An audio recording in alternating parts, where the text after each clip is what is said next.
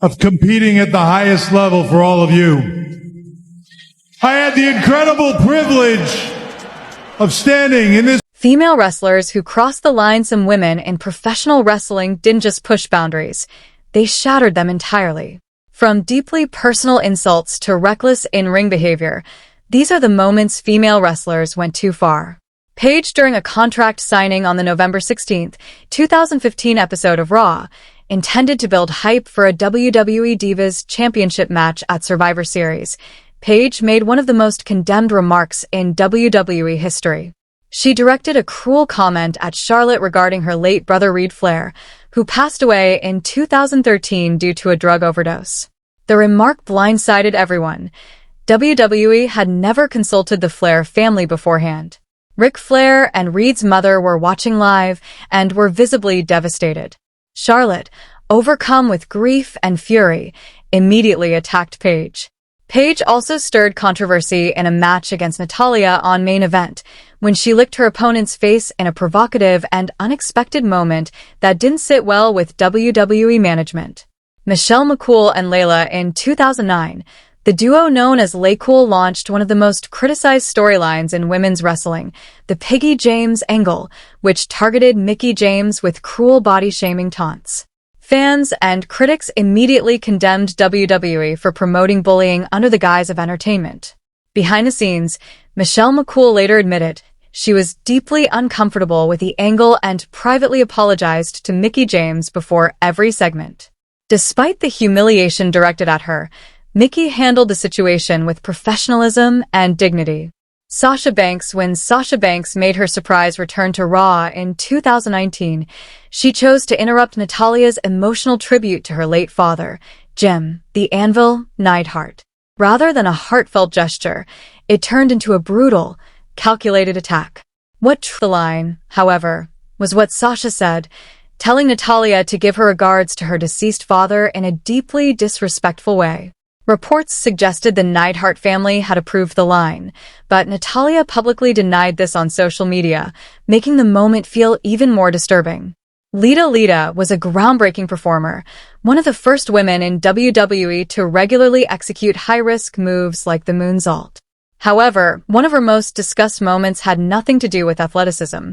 In January 2006, following Edge's Money in the Bank cash-in to win the WWE Championship, WWE staged a live-in-ring sex celebration. The segment, which involved Edge and Lita in a bed in the middle of the ring, resulted in an unintended wardrobe malfunction broadcast to millions of viewers. The episode pulled a 5.2 rating, the highest Raw had seen in nearly a year, but Lita faced intense public backlash and departed WWE later that same year. Mickie James's match against Trish Stratus at WrestleMania 22 remains one of the most celebrated women's matches in WWE history, but it's also remembered for an unscripted moment that got Mickie into trouble backstage. Playing an obsessive, unhinged fan character, Mickie made a spontaneous decision mid-match that went beyond what was planned, and while fans were stunned, WWE management was not pleased. That said, this controversy pales in comparison to what follows. The fabulous Moolah, once celebrated as a pioneer of women's wrestling, Moolah's legacy has since been heavily tarnished. As both a wrestler and a booker who controlled the careers of many female performers, she operated under deeply troubling conditions. Women she trained were reportedly charged exorbitant rent, around $1,200 per month in the 1970s, equivalent to roughly $9,100 today, and were crammed into shared rooms with few proper accommodations. Moolah also took 25% of every wrestler's earnings, even those not directly under her management. Over the years, multiple women came forward with serious accusations including forced prostitution, drug use, and theft, casting a long shadow over her legacy. Chyna. During her match against Ivory at the 2001 Royal Rumble, Chyna appeared to suffer a frightening neck injury. The crowd fell silent. Commentators reacted with alarm, a stretcher was brought out, and it all looked devastatingly real. It was, in fact, entirely scripted, designed to build toward her triumphant return at WrestleMania X7. Many felt WWE went too far, particularly given how recently the wrestling world had endured the real, tragic in-ring death of Owen Hart. Using the imagery of a serious injury for dramatic effect struck many as deeply disrespectful. Mickey Knuckles, a trailblazer in deathmatch wrestling, Mickey Knuckles has competed against both men and women in some of the most extreme environments imaginable: electrified light tubes, barbed wire, and whatever weapons fans could toss into the ring. She's broken numerous bones throughout her career. But one moment stands above the rest in terms of controversy: a June 2008 Queen of the Deathmatch tournament match against an untrained online personality named Mike Levy. The punishment Levy took appeared excessive and far beyond what a performer of his experience could handle. After the match, additional wrestlers entered the ring and continued attacking him, leading many observers to question whether the line between performance and real violence had been erased entirely. Molly Holly, one of the most athletically gifted women in WWE history, Molly Holly's backstage reputation undermined her career significantly. She was brought before Wrestlers' Court, an informal backstage tribunal for behavioral issues, during a 2006 tour in Australia. Leagues reportedly placed bets on how quickly she would break down, and they won. She also clashed with numerous locker room figures, skipped professional courtesies like the traditional handshake, and publicly questioned WWE's decision to hire certain talent. WWE released her in 2011. In later interviews, Molly denied many of the accounts, suggesting jealousy or personal vendettas were responsible for the stories told about her. Sable, a defining star of the Attitude Era, Sable leveraged her WWE celebrity into mainstream fame, becoming the first WWE diva to pose for Playboy, a 1999 issue that sold over 1 million copies. After realizing the earning potential she had beyond WWE's control, she departed the company following a publicized falling out with management. She then became the first woman to appear on the Playboy cover twice in a single year. AJ Lee's 2013 Pipe Bomb promo targeted the entire cast of Total Divas, calling them talentless, interchangeable, and implication-laden in ways that went beyond heel character work. She accused them of getting ahead through personal relationships rather than hard work, dismissed their WWE careers, and suggested they turn to reality television because they lacked genuine ability.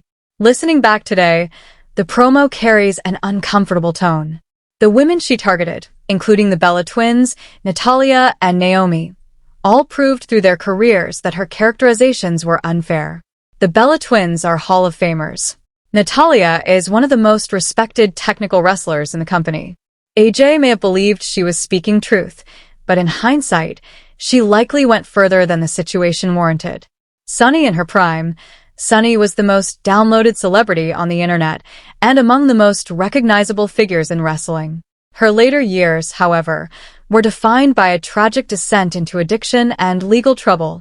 On March 25, 2022, in Florida, she drove while heavily intoxicated, her blood alcohol level 4 times the legal limit, with an open bottle of vodka in the car, and struck a vehicle stopped at a red light. The resulting chain reaction killed 75-year-old Julian Lacater. She had previously had her license revoked due to multiple prior DUI offenses.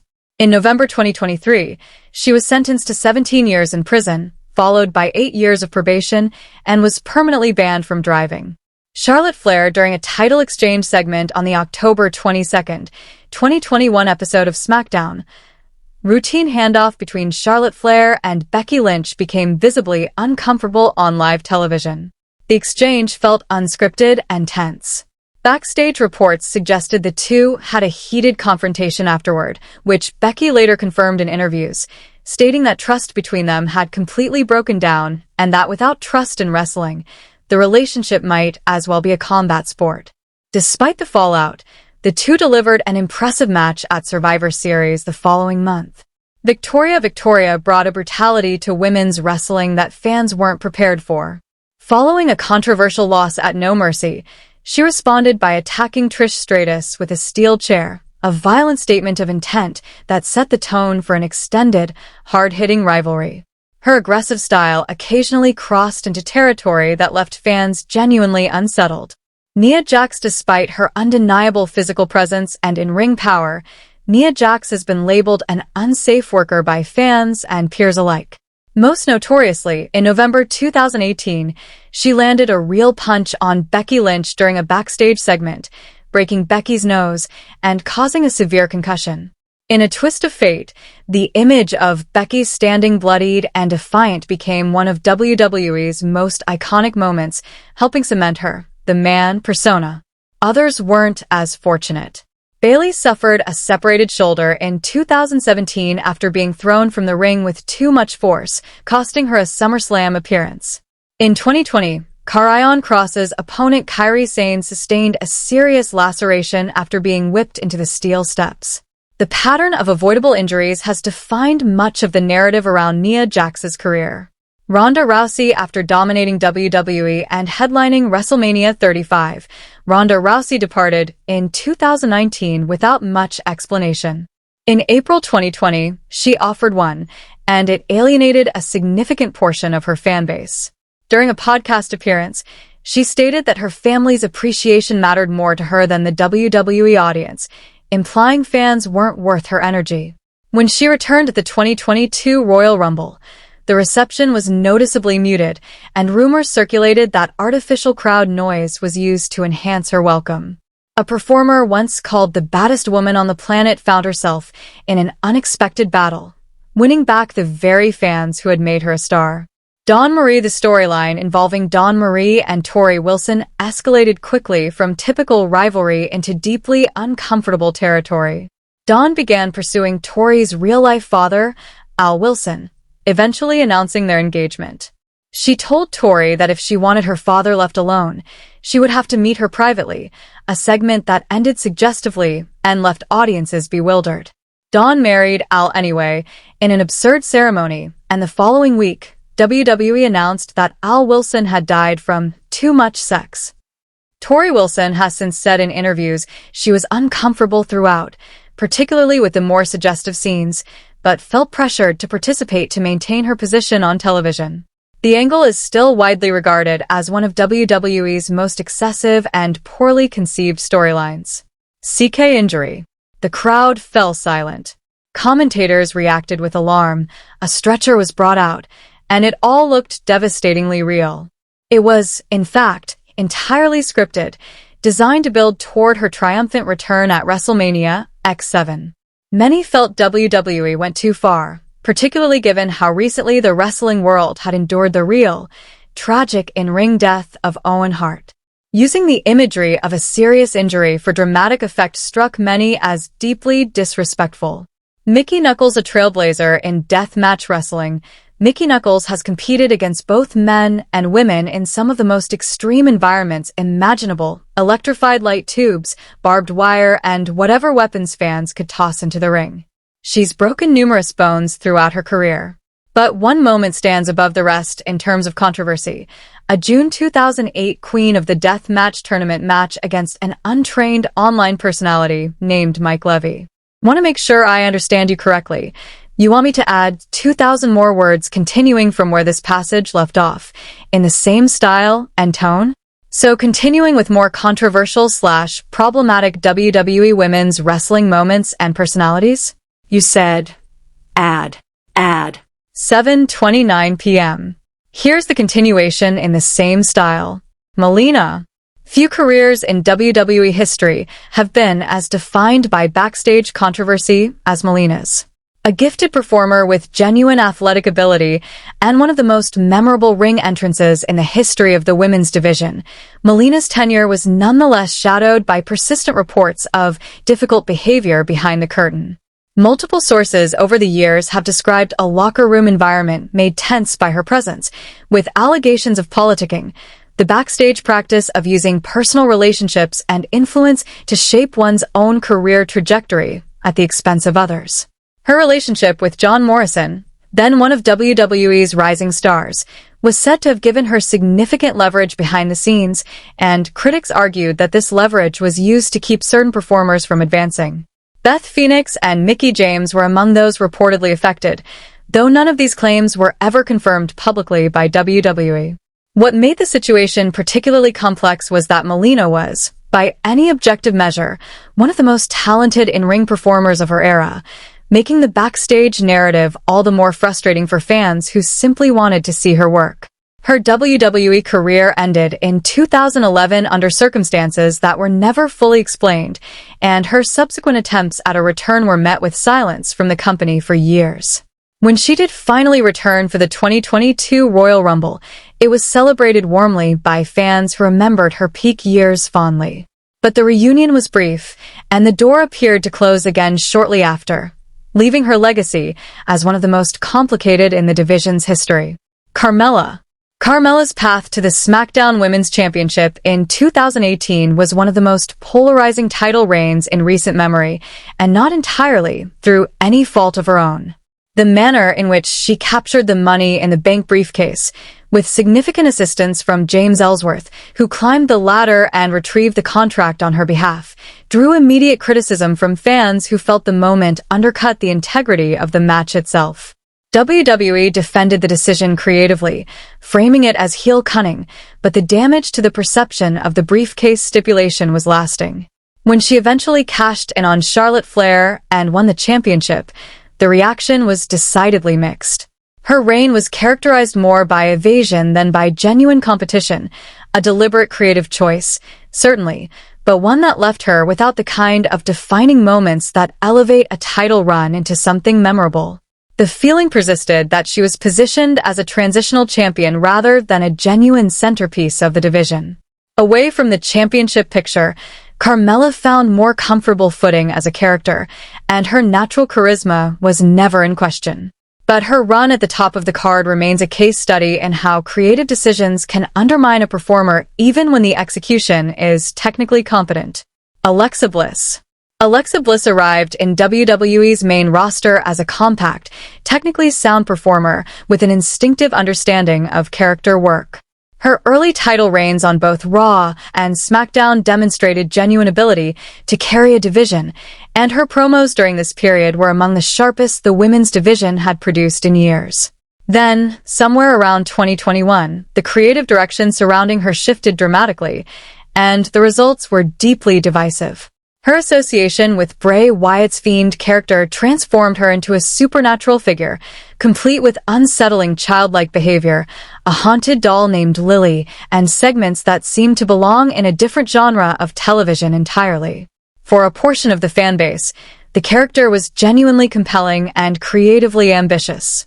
For another, equally vocal portion, it represented a waste of a talented performer, or aesthetics rather than allowing her to compete in meaningful storylines.